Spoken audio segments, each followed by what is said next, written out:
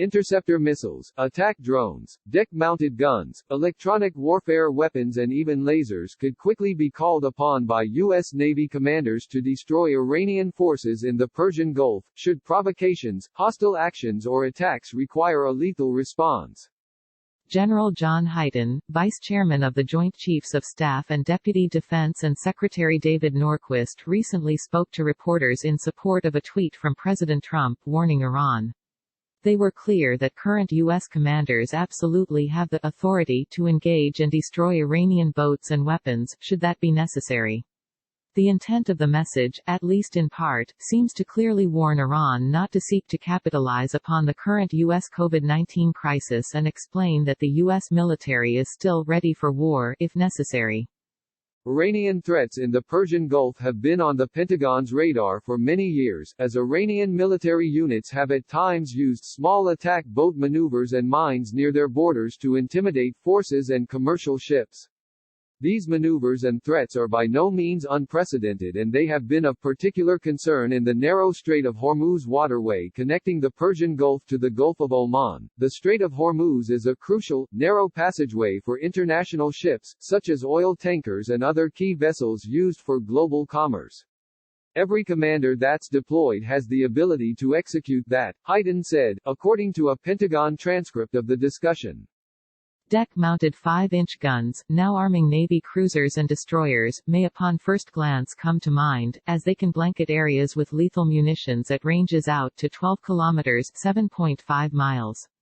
In support of these guns, Navy surface ships, such as amphibs, carriers and littoral combat ships, are equipped with varying deck-mounted guns and interceptors, to include .50 cal machine guns and 57 mm small boat destroying weapons on LCS. Pentagon deploys new sub-launched, low-yield nuclear missile. For instance, Navy surface ships are armed with an area interceptor weapon called Close-in Weapons System (CIWS), a so-called phalanx gun engineered to fire hundreds of small metal projectiles in seconds. It can fire 4,500 rounds per minute.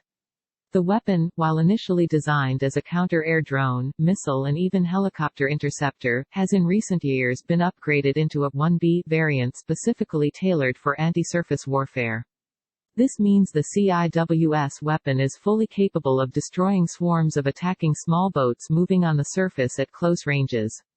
The CIWS gun is connected to ship-based radar, fire control and command and control technologies to activate quickly in the event that a surface ship is attacked.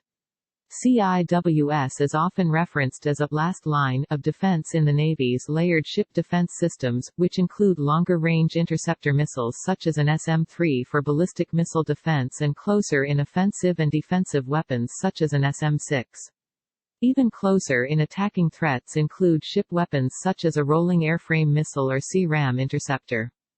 Norquist seemed to make a specific comment about the defensive weapons available to Navy commanders. All of our ships retain the right of self-defense, and people need to be very careful in their interactions to understand the inherent right of self-defense, Norquist said. In addition, many Navy ships are armed with an upgraded variant of the evolved Sea Sparrow missile Block II, a missile built with an advanced seeker, guidance system and ability to take out sea-skimming anti-ship cruise missiles closer to the water. More recent ship defense weapons included new iterations of electronic warfare and even lower-cost precise lasers designed with optics to detect, and then incinerate, incoming attacks. EU could, of course, be used to jam or thwart the electronic sensors and guidance systems of approaching weapons, therefore disabling their ability to strike.